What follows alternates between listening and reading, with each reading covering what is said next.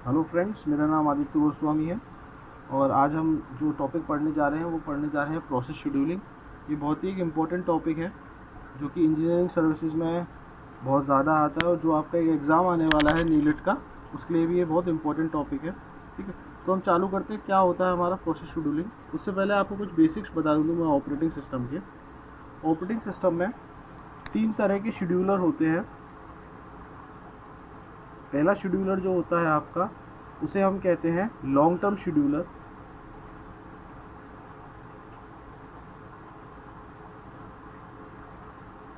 दूसरा शेड्यूलर होता है हमारा, उसे मैं कहता हूँ मिड टर्म शेड्यूलर।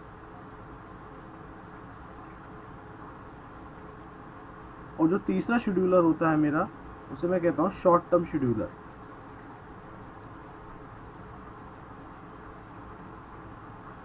देखिए, हमारे जो कंप्यूटर होता है उसमें जो हार्ड डिस्क में प्रोग्राम सेव होते हैं। ठीक है, अब मैं उसको चाहे प्रोग्राम कह लूँ, चाहे मैं उसको प्रोसेस कह लूँ, एक ही बात है, चाहे मैं उसको प्रोग्राम कह लूँ या प्रोसेस कह लूँ। तो ये जो हार्ड डिस्क में जो मेरे प्रोसेस सेव हैं, वो किसी ना किसी तरीके से मुझे अपनी सीपीयू तक पहुंचाने हैं। ठीक है, वो किसी ना किसी तरीके से मुझे अपने सीपीयू तक पहुंचाने हैं। यानी जो प्रोसेस हैं वो कहाँ है, मेरी हार्ड डिस्क में है, और ये कहाँ पहुंचाने हैं मुझे प्रोसेसेस, मेरे सीपीयू तक पहुंचाने हैं। तो सीपीयू में आने से पहले ये जो सारे प्रोसेस होते हैं ये आपके रेडी क्यू में आते हैं। ये रेडी क्यू क्या होती है आपकी, ये रेडी क्यू में आते हैं। रेडी क्यू मेरी कहाँ होती है, रेडी क्यू मेरी होती है रैम में। ठीक है, तो सारे के सारे प्रोसेसेस कहाँ आते हैं, मेरे रेडी क्यू में आते हैं। और ये जो रेडी क्यू होती है मेरी रैम में होती है। ये काम होता है मेरा लॉन्ग टर्म शेड्यूलर का। लॉन्ग टर्म शेड्यूलर क्या काम करता है, सारे प्रोसेसेस को जो कि हार्ड डिस्क में होते हैं उनको रेडी क्यू में लाने का। ठीक है, उसके बाद आता है मैं रेडी क्यू से सारे प्रोसेसेस को सीपीयू के अंदर ले जाता हूँ। तो जो शेड्यूलर मेरे रेडी क्यू से सारे प्रोसेसेस को सीपीयू में ले जाता है वो होता है मेरा शॉर्ट टर्म शेड्यूलर। ठीक है, लॉन्ग अब बचता है आपका mid term scheduler. Mid term scheduler क्या करता है, देखिए कई ऐसे प्रोसेसेस होते हैं जो जब सीपीयू जिन्हें प्रोसेस कर रहा होता है, हो सकता है उनको बहुत ज़्यादा टाइम लगे, बहुत ज़्यादा वेटिंग स्टेट में चले जाए। तो होता है क्या है, उस केस में जो आपका मिड टर्म शेड्यूलर होता है, आपका सीपीयू मिड टर्म शेड्यूलर का यूज़ करके उसको क्या करता है, सस्पेंडेड लिस्ट में डाल देता है। ठीक है ना। तो किस तरह वेट लिस्ट, जैसे आपका मानिए प्रोसेस आया, प्रोसेस आपका सीपीयू में चल रहा है आपका, और उस प्रोसेस ने डिमांड करी कि मुझे इनपुट आउटपुट ऑपरेशन परफॉर्म करना है, यानी मुझे किसी इनपुट डिवाइस या आउटपुट डिवाइस से कोई आउटपुट या कोई इनपुट लेना है। ठीक है ना, तो उस प्रोसेस को क्या करा जाएगा, उस प्रोसेस को थोड़ी देर के लिए सस्पेंड कर दिया जाएगा जब तक वो अपना पूरा इनपुट आउटपुट ऑपरेशन नहीं कर लेता। और उस अंतराल में क्या करा जाएगा, दूसरे प्रोसेस को, जो आपका शॉर्ट टर्म शेड्यूलर है, दूसरे प्रोसेस को क्या कर देगा, आपका दोबारा दूसरे प्रोसेस को आपका जो शॉर्ट टर्म शेड्यूलर है वो आपका रेडी क्यू में डाल देगा। ठीक है ना, सॉरी, दूसरे प्रोसेस को आपका जो शॉर्ट टर्म शेड्यूलर है वो आपका सीपीयू में डाल देगा। और फिर जो आपका फिर दोबारा से जो आपका प्रोसेस सस्पेंड हुआ था उसको दोबारा से रेडी क्यू में डालने का काम करेगा आपका मिड टर्म शेड्यूलर। तो ध्यान रखिएगा, 3 लॉन्ग टर्म शेड्यूलर क्या करता है, आपके हार्ड डिस्क से प्रोसेस को रेडी क्यू में लाता है। ठीक है, मिड टर्म शेड्यूलर क्या करता है, आपकी जो भी सस्पेंडेड आपके प्रोसेस होते हैं उनको दोबारा से ये क्या करता है, रेडी क्यू में डालता है। और शॉर्ट टर्म शेड्यूलर क्या करता है, आपकी प्रोसेसेस को रेडी क्यू से सीपीयू पे लाता है। अब देखिए, हमारे जो हार्ड डिस्क में उसमें बहुत सारे प्रोसेसेस हैं। ठीक है, तो मानिए रेडी क्यू में, let us suppose ready queue में क्या हुआ, रेडी क्यू में क्या हुआ, बहुत सारे प्रोसेसेस एक साथ आए। जैसे मानिए प्रोसेस P1 एक साथ आया, P2 एक साथ आया, P3 एक साथ आया, P4 एक साथ आया। ठीक है, मानिए 4 प्रोसेस मेरे रेडी क्यू में एक साथ आते हैं। रेडी क्यू कहाँ है, मेरा रैम के अंदर है। अब एक एल्गोरिदम होनी चाहिए हमारे पास, एक प्रोसेस होना चाहिए हमारे पास। ठीक है, एक ऑपरेशन होना चाहिए हमारे पास कि किस तरीके से मैं इन प्रोसेसेस को सीपीयू के अंदर ले जाऊँ। मान लीजिए हमारा कोई सीपीयू है, ये यूनी प्रोसेसर है, ये एक प्रोसेस को एट अ टाइम क्या करेगा, एंटरटेन करेगा। तो ऐसी क्या एल्गोरिदम है कि मैं P1 को ले जाऊं या P2 को ले जाऊं या P3 को ले जाऊं या P4 को ले जाऊं। ठीक है ना, तो यही इन्हीं एल्गोरिदम को समझाने के लिए हम पढ़ने जा रहे हैं शेड्यूलिंग एल्गोरिदम्स। शेड्यूलिंग एल्गोरिदम्स कैसी कैसी होती है, उनमें किस तरीके की होती है। तो सबसे पहले शेड्यूलिंग एल्गोरिदम में हम जो पढ़ेंगे, देखिए शेड्यूलिंग एल्गोरिदम आपकी दो तरीके की होती है, ठीक है। एक और इसका जो मैं आपको बता दूं, इसका इंजीनियरिंग सर्विसेज में जो इसका क्वेश्चन आया है वो 2017 में आया है एक क्वेश्चन, और 2018 में 2 क्वेश्चन आए हैं। तो बहुत ही सिंपल है, कंप्यूटर आर्किटेक्चर ऑर्गेनाइजेशन का पार्ट है, बहुत ही सिंपल है, आप इसको आसानी से कर सकते हैं, ठीक है ना। तो शेड्यूलिंग एल्गोरिदम नंबर 1 स्टार्ट करते हैं अपन। दो तरीके की होती है शेड्यूलिंग एल्गोरिदम, एक होती है आपकी प्रीएम्प्टिव और एक होती है आपकी प्रीएम्प्टिव, ठीक है, और दूसरी होती है आपकी non pre-emptive, pre-emptive and non pre-emptive. Okay, जो प्रीएम्प्टिव एल्गोरिदम होती है, प्रीएम्प्टिव में क्या मतलब होता है प्रीएम्प्टिव का, क्या मतलब होता है नॉन प्रीएम्प्टिव का। देखिए प्रीएम्प्टिव में क्या होता है आपका कि एक प्रोसेस आया सीपीयू में, कुछ टाइम के लिए वो प्रोसेस हुआ, फिर वो प्रीएम्प्ट हो गया, मतलब वो रुक गया, ठीक है ना। ऑपरेटिंग सिस्टम ने उसने उस ऑपरेटिंग सिस्टम ने उसको रोक दिया। फिर क्या हुआ, जब वो रुका तो फिर क्या हुआ, नेक्स्ट प्रोसेस आया P2, वो कुछ टाइम परफॉर्म हुआ, फिर ऑपरेटिंग सिस्टम ने उसने रोक दिया, तो ये तो हो गया। इसी तरह P3 आएगा, वो कुछ टाइम प्रोसेस होगा और फिर ऑपरेटिंग सिस्टम उसको रोक देगा, तो ये तो होता है प्रीएम्प्टिव एल्गोरिदम। नॉन प्रीएम्प्टिव में क्या होता है कि एक प्रोसेस जैसे ही आया आपका CPU में, वो जब तक पूरा परफॉर्म नहीं होगा, जब तक ऑपरेटिंग सिस्टम भी उसको रोक नहीं सकता है, प्रीएम्प्ट नहीं कर सकता, ठीक है ना। तो नॉन प्रीएम्प्टिव में पहली आती है फर्स्ट कम फर्स्ट सर्व, ठीक है, first come first serve algorithm है। यही आपका क्वेश्चन आया था 2017 में ESE के प्री में आपका क्वेश्चन आया था 2017 में, फर्स्ट कम फर्स्ट सर्व, इसकी फुल फॉर्म लिख लीजिएगा, फर्स्ट कम फर्स्ट सर्व, ठीक है। दूसरा होता है आपका नॉन प्रीएम्प्टिव में SJF, इसकी फुल फॉर्म होती है शॉर्टेस्ट जॉब फर्स्ट में, बाद में जब मैं एक एक करके पढ़ाऊंगा आपको, जो आपको फुल फॉर्म लिख दूंगा, अभी आप ऐसे ही समझ लीजिए, first come first serve, shortest job first, ठीक है। एक और है आपका, ये है आपका लार्जेस्ट जॉब फर्स्ट, ठीक है। फोर्थ है आपकी HRRN, इसका मतलब है हाईएस्ट रिस्पॉन्स रेशियो नेक्स्ट, ठीक है, इसका मतलब होता है highest response ratio next. Pre-emptive में क्या होता है, प्रीएम्प्टिव में आपकी पहली है SRTF, shortest remaining time first, ठीक है, largest remaining time first, round robin, next आएगी मेरी प्रायोरिटी बेस्ड। देखिए प्रायोरिटी बेस्ड जो एक एल्गोरिदम है, जो आपकी प्रीएम्प्टिव में भी हो सकती है और आपकी नॉन प्रीएम्प्टिव में भी हो सकती है। जो बेसिकली हमें पढ़ना है, जो हमारे लिए इंपॉर्टेंट है, वो हम पढ़ेंगे FCFS। अगर FCFS का क्वेश्चन आ गया तो बहुत ही ईजी है, आप तुरंत कर देंगे, ठीक है। फिर हम पढ़ेंगे शॉर्टेस्ट जॉब फर्स्ट, ये भी बहुत ईजी है, ठीक है। SRTF पढ़ेंगे, राउंड रॉबिन पढ़ेंगे, ठीक है, HRRN पढ़ेंगे और प्रायोरिटी बेस्ड पढ़ेंगे। ये दो आप अपने आप पढ़ सकते हैं, ठीक है। मैं इस कोर्स में आपको FCFS पढ़ाऊँगा, ठीक है, कोर्स में FCFS पढ़ाऊँगा, शॉर्टेस्ट जॉब फर्स्ट पढ़ाऊँगा, HRRN पढ़ाऊँगा और SRTF पढ़ाऊँगा।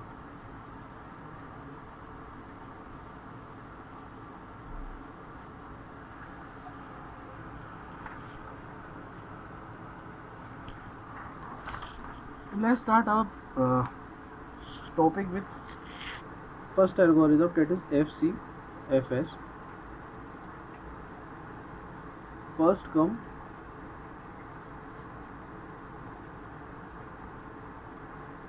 First serve algorithm. Let's come, तो सबसे पहला है फर्स्ट कम फर्स्ट सर्व।